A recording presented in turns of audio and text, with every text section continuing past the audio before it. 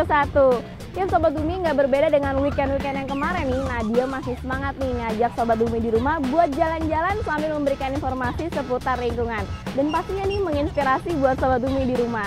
Nggak jauh nih dari kota Jakarta, yaitu kota Bogor nih, menjadi daerah buat edukasi lingkungan kita kali ini nih. Dan pas banget nih Sobat Bumi, kali ini ada event lingkungan yang masih diadakan oleh mahasiswa dari Institut Pertanian Bogor. Dan di event lingkungan kali ini nih, banyak banget karya-karya anak muda seputar pembangunan hijau. Seperti apa nih kali ini serunya liputannya? Saksinya dan tetap stay tune di Bumi ke-1.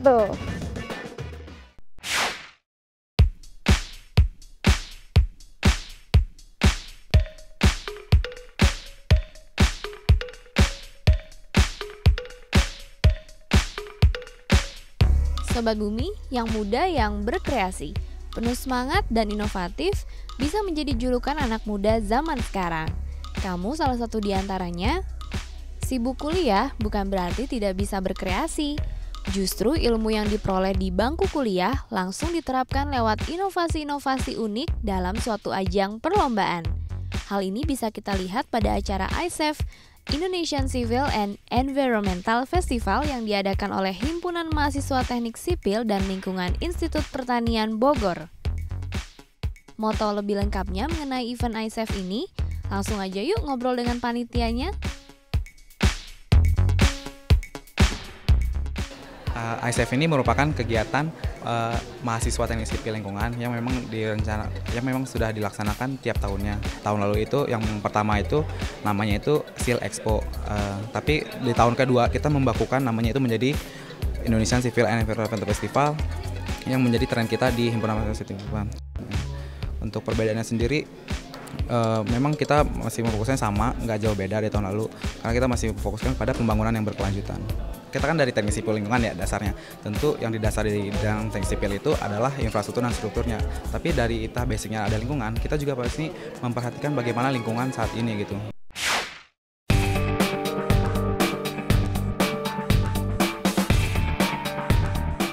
Di acara ICEF kali ini dimeriahkan juga oleh beberapa perlombaan yang pastinya berhubungan dengan pembangunan hijau. Dan kabarnya Sobat Bumi, perlombaan di tahun kali ini juga bertambah dibanding tahun kemarin. Kira-kira apa saja ya rangkaian kegiatan pada acara ICEF kali ini? Simak obrolannya ya Sobat Bumi.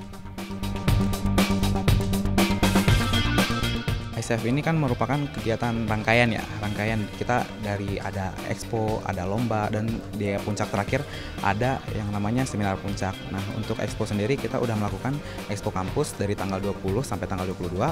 Lalu perlombaan presentasi lomba kita mengajak mereka yang ya kita seleksi mereka sebagai finalis, kita ajak mereka ke sini untuk presentasi. Dan yang terakhir ini yaitu hari ini ada seminar puncak. Dan satu lagi mungkin ini expo pada saat seminar. Wah, rangkaian acara tahun ini banyak ya. Dan yang paling spesial adalah finalisnya datang dari beberapa daerah di luar Pulau Jawa. Ada juga lomba baru yang pertama kali dilaksanakan di tahun ini, yaitu Lomba Karya Tulis Ilmiah dengan tema Eco Trash Bin atau tempat sampah ramah lingkungan. Bukan hanya sekedar tulisan loh, para finalis pun membawa serta tempat sampah hasil ciptaan mereka dalam pameran kali ini. Yuk kita intip karya mereka.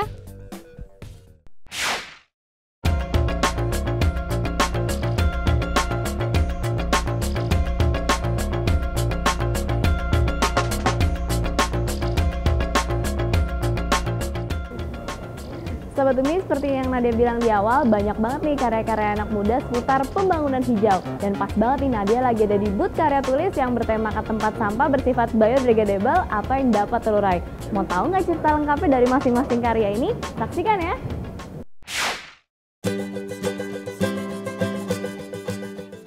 Sobat Bumi, di Lomba Karya Tulis Ilmiah kali ini yang menjadi juara adalah pelajar dari SMA Negeri 1 Medan dengan tempat sampah yang mereka beri nama Indobin.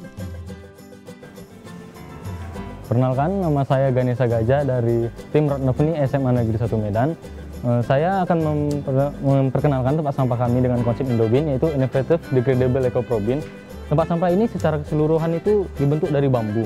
Kemudian di sini terdapat serbuk kayu yang dicampur dengan lem fox yang berasal dari kanji, tepung kanji. Kemudian diaduk, dicampur jadi adonan, kemudian ditempelkan pada bagian dindingnya supaya menjadi rata. pada bagian dalamnya seperti ini. Pada bagian dalamnya kami melapisi lagi dengan karung jerami yang berwarna coklat, dan agar tempat sampah tersebut kedap air, tidak menjadi bau, tempat sampah tersebut kami lapisi lagi dengan gabus yang dicampur dengan bensin, sehingga gabus tadi tersebut akan menjadi lunak, dan kami melapisinya pada bagian dalamnya sehingga tempat sampah tersebut kedap air. Di sini kami juga membuat tanaman Sansevieria laurenti atau tanaman lidah mertua yang berfungsi sebagai penyerap bau dari sampah-sampah yang berada di sekelilingnya. Di sini tempat sampah ini adalah klasifikasi untuk tempat sampah organik, yaitu jenis sampah daun-daunan yang berasal dari makhluk hidup. Sistem penggunaannya itu dengan sistem pijak, sehingga kehigienisan tangan kita pada saat membuang sampah itu lebih terjamin karena kita tidak perlu mengadakan kontak langsung dengan tempat sampah tersebut, sehingga kita lebih higienis. Contohnya seperti ini, dan membuang sampah. Dan dia pun memiliki sistem seperti akordion yang pada saat kita melepasnya, dia akan kembali lagi seperti semula. Di sini terdapat tempat sampah dengan jenis cans atau kaleng yang berbentuk setengah bentuk kaleng. Untuk membuang sampahnya juga lebih mudah karena kita tinggal memijaknya dan tutupnya akan terbuka. Kita akan memasukkan sampah dan tertutup. Ya seperti itu. Di sini terdapat tempat sampah dengan jenis botol plastik atau yang berbahan dasar plastik. Diciptakan dengan bentuk setengah botol plastik agar kita lebih memudahkan untuk membuang sampah dengan jenis sampah plastik. Sehingga pada saat kita memijaknya, maka tutup tempat sampah tersebut akan terbuka dan kita tinggal membuang sampah tersebut. Kita melepasnya dan tempat tutupnya juga terbuka. Di sini terdapat tempat sampah yang berbentuk mailbox atau kotak surat, dikhususkan untuk sampah dengan jenis atau berbahan dasar kertas, sehingga pada saat kita membuang sampah jenis kertas, kita tinggal membuangnya saja, memasukkannya. Di sini terdapat pada bagian tengah terdapat tempat sampah dengan jenis others atau di luar dari klasifikasi yang ada.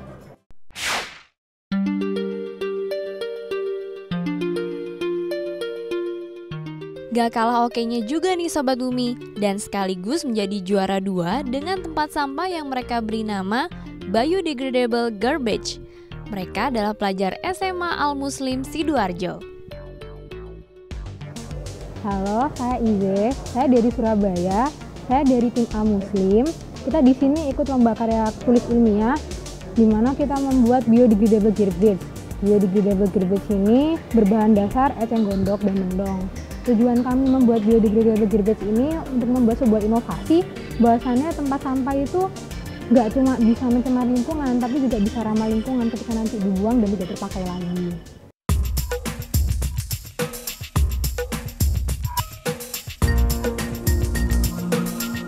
Biodegradable garbage terdiri dari 4 ruang, 1, 2, 3, 4, dengan 3 laci dan 3 lubang. Di bagian kiri sini itu merupakan tempat sampah organik. Tempat sampah organik ini bertujuan untuk menghasilkan sampah basah menjadi kompos. Sampah dimasukkan dari atas lalu diolah menjadi kompos dengan bantuan starter kompos. Kemudian ketika kita ingin mengambil hasilnya, maka kita harus menarik slider sekiranya sehingga sampah yang di bagian atasnya akan terjatuh. Kemudian kita harus mendorong lagi ke ujung sehingga sampah di bagian atas ini tadi akan tertahan dan diolah menjadi kompos dengan lebih sempurna. Selanjutnya, untuk mengambil hasil dari pengomposan, maka kita harus menarik laci di bagian bawahnya. Selain itu, tempat sampah ini terdiri dari tempat sampah plastik di sini.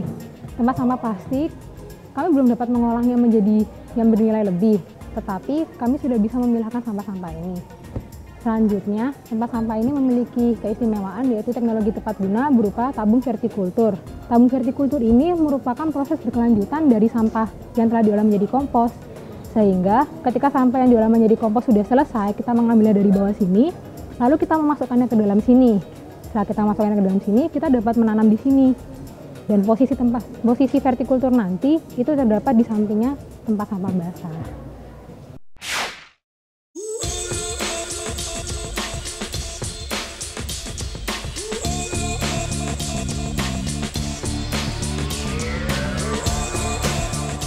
Terakhir, simple dan juga ramah lingkungan. Berasal dari para pelajar SMA Negeri Bali Mandara. Tempat sampah yang terbuat dari pelepah pisang ini mereka beri nama Net Waste Basket. Halo, saya Kadek Satria Adiwijaya, saya perwakilan dari SMA Negeri Bali Mandara. Ini adalah tempat sampah kami, namanya Net Waste Basket. Baik, tempat sampah kami, Net Waste Basket, terbuat dari bahan-bahan yang 100% biodegradable. Jadi di sini kami juga memperhatikan potensi dari daerah kami yang kebanyakan tumbuh pohon pisang, tetapi pohon pisang itu belum termanfaatkan sama sekali. Nah, yang kami manfaatkan di sini adalah pelepah pisangnya. Anyaman ini kami buat dengan pelepah pisang, kemudian diperkuat dengan kerangka dari bambu di dalamnya. Bambu tersebut kami pasang tanpa menggunakan paku, kami hanya menggunakan pasak dari bambu, sehingga biodegradable. Nah, tempat sampah kami memiliki 2 dek atau 2 dasar. Dek atas, sampah anorganik ini bisa langsung dibuang dari atas, dari sini. Kemudian untuk sampah anorganik seperti plastik, kemasan makanan, atau apapun itu sampah anorganik rumah tangga, bisa dibuang di bawah sini, dari lubang yang telah kami sediakan di bawah. Apabila sampah tersebut sudah penuh, sampah tersebut haruslah dibuang tentunya. Nah, jadi di sini pembungkus sampah ini boleh digunakan kembali ataupun langsung saja dibuang bersama dengan sampah. Karena ini 100% biodegradable dan jika ingin dipakai lagi, harap dilihat kelayakan penggunaannya. Tempat sampah ini dapat bertahan lebih dari sebulan atau bahkan lebih lama karena pelepah pisang yang kering ini memiliki kekuatan dan daya tahan yang cukup lama.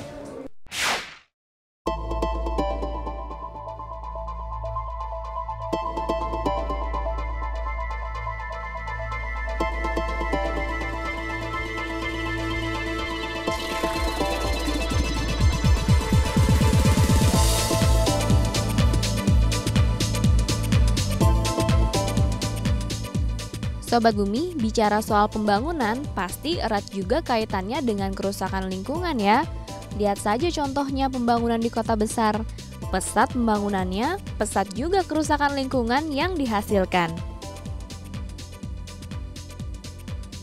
Lahan hijau yang sangat minim, polusi yang tinggi, dan masalah sampah yang tak juga kunjung teratasi. Kalau saja desa-desa kita mengalami pembangunan seperti ini, wah, bisa-bisa sudah tidak ada lagi lahan-lahan hijau yang dapat kita gunakan sebagai sumber pangan. Karena itulah Sobat Bumi, konsep Eco Village menjadi jawaban yang tepat untuk pembangunan di desa. Biar lebih jelasnya lagi, langsung saja yuk kita simak info mengenai Eco Village dari Ketua Panitia.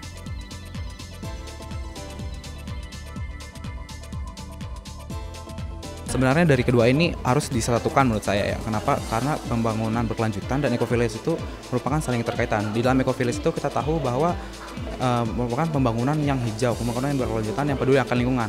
Yang di dalamnya itu nggak hanya infrastruktur atau strukturnya saja, tapi kita juga peduli terhadap masyarakat di sekitar situ.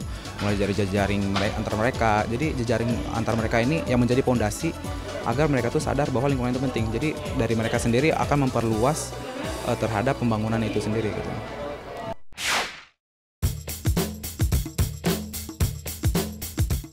Ada Eco Village, ada juga Eco House.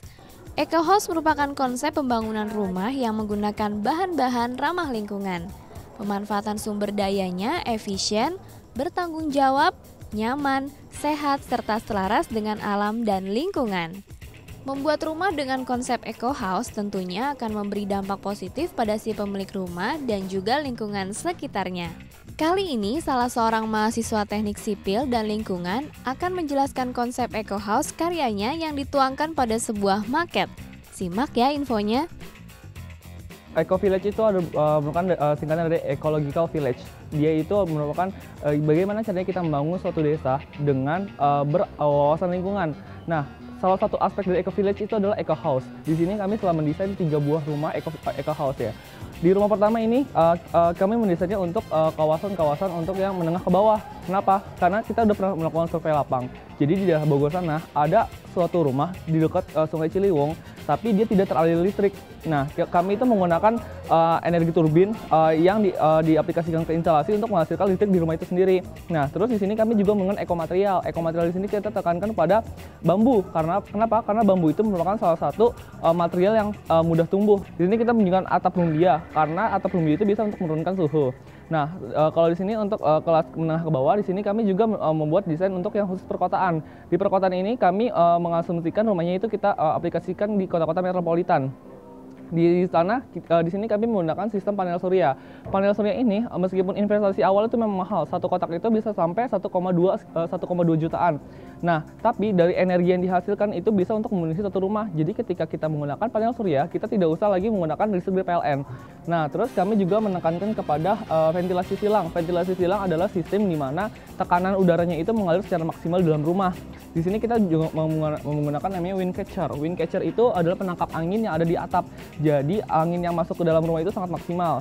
Sebenarnya dari yang namanya Eco Village itu ada poin yang harus diperhatikan karena landscape itu merupakan salah satu aspek dari Green City.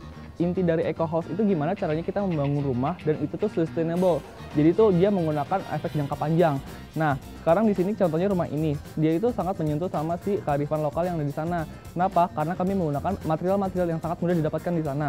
Selain itu, efek landscape yang di sana juga untuk membangun sosialisasi antar tetangga. Nah, contohnya dengan adanya pekarangan ini, antar tetangga itu lebih mudah untuk bersosialisasi. Membangun Eco House pastinya tidak lepas dengan desain dan bahan bangunan yang ramah lingkungan Sobat Bumi. Ini juga lah yang menjadi bagian penting dari acara iSafe. Selama diadakan acara iSafe setiap tahunnya, perlombaan inovasi bahan bangunan yang ramah lingkungan tidak pernah absen loh dalam list lomba.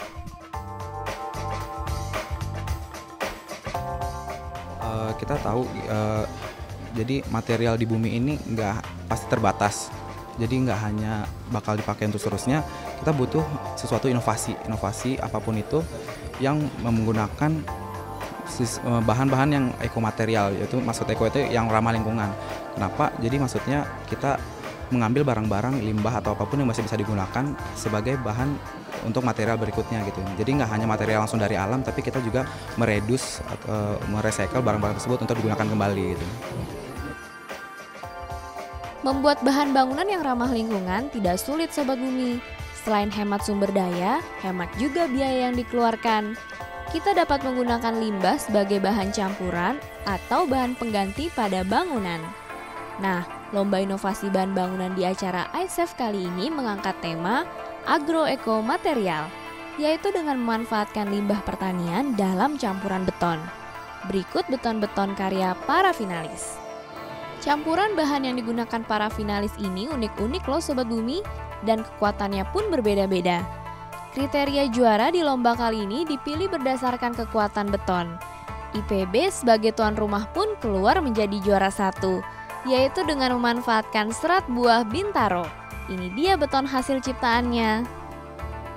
Ya, beton serat ini merupakan beton dengan ditambahkan material serat. Ya, biasanya kalau serat itu serat fiber, serat kawat, tapi di sini kita menggunakan limbah pertanian jenis serat Bintaro. Kenapa serat Bintaro? Karena serat Bintaro ini memiliki serat yang kasar, serat yang kuat, yang sama dengan serabut kelapa, sehingga serabut ini akan menahan kuat tarik yang ada di beton itu sendiri. Dan kelebihan dari inovasi kami adalah beton ini merupakan beton yang ramah lingkungan serta tahan gempa. Terbukti dari uji kuat tekan 28 hari, retakan beton kita ini retakan beton yang paling bagus. Ya, yang paling bagus di antara yang lain, seperti itu. Kalau misalkan untuk beton ini belum diaplikasikan ke mana-mana karena berdasarkan riset kita baru kali ini kita riset yang pertama tentang beton ya dengan menggunakan serat Bintaro. Tapi kita juga melanjutkan riset dari kakak kelas kita ya. Tapi bedanya riset dari kakak kelas kita ini adalah riset penggunaan serat Bintaro untuk papan partikel ya.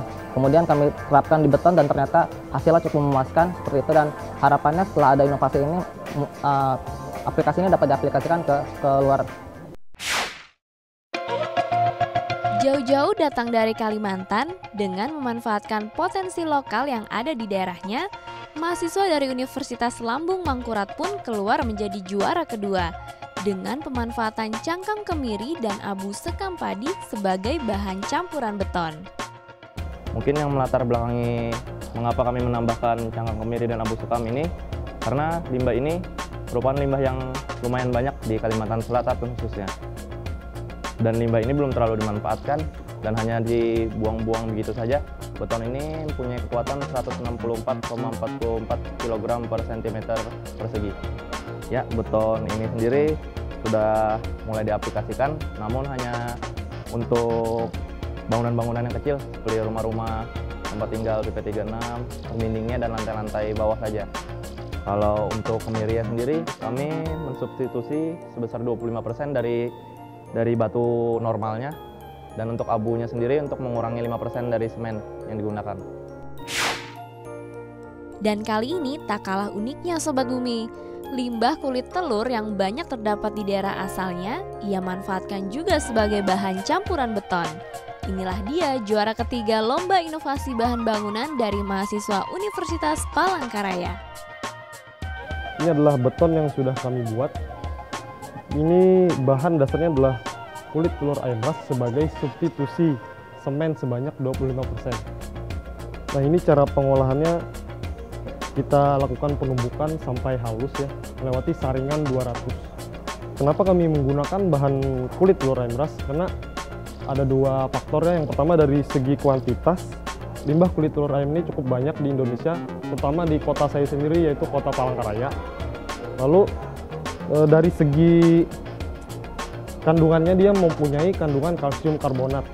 Sama halnya dengan semen yang mempunyai kalsium karbonat. Daya kuat tekannya adalah 66,66 kg per cm kuadrat. Dan untuk acuan kami adalah K250 adalah 250 kg per cm kuadrat. Ini bisa kita lihat perbandingannya cukup kurang ya beton yang kami buat ini. Tapi kita harus melakukan penelitian lebih lanjut antara 1% sampai 24%.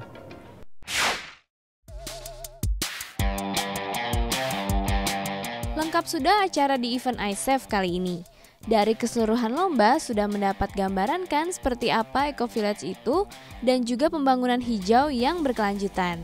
Jadi konsep Eco Village adalah pembangunan kawasan pedesaan yang memperhatikan hubungan harmonisasi manusia dan juga lingkungannya.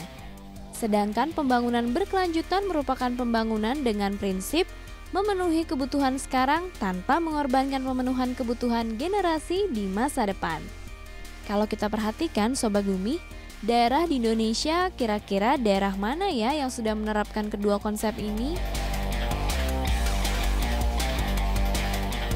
Nah, Eco Village ini kiblatnya mungkin bisa dikatakan di Bali, karena Bali itu penuh dengan budayanya, spiritualnya. Karena memang Eco Village itu bukan hanya infrastruktur tapi juga termasuk hal-hal itu juga gitu.